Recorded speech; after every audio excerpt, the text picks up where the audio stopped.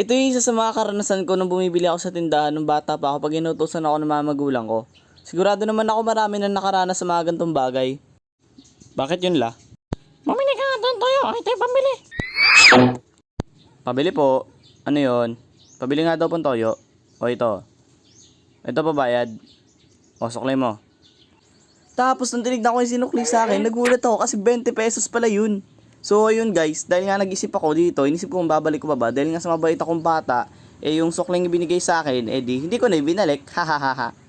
Siguro naman ng mga kabataan nyo kayo nakaranas sa mga ganun, hindi nyo talaga ibabalik yung sukli, di ba? Kasi nga naman, 20 pesos na nga yun marami ka na mabibili dun. Naalala ko pa dati halos magmakawa kami sa mga parent namin para lang bigyan kami ng 5 piso. Siguro sa panahon natin ngayon nonsense na 5 piso pero dati marami na kami mabibili doon gaya ng chichirya at mga candy.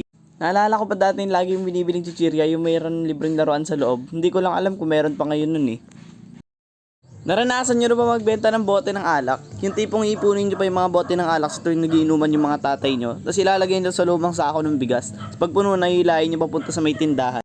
Tapos pagdating doon, pagod na pagod kasi sobrang bigat. Pero sulit naman pag nakuha mo na yung pera. Tapos kung saan ka pa naghahanap para makakuha ng bote. Tapos yung nakuha mo pang bote, basag, iyak talaga mahala. Ikaw, anong kwentong tindahan mo? Share mo naman. Bye!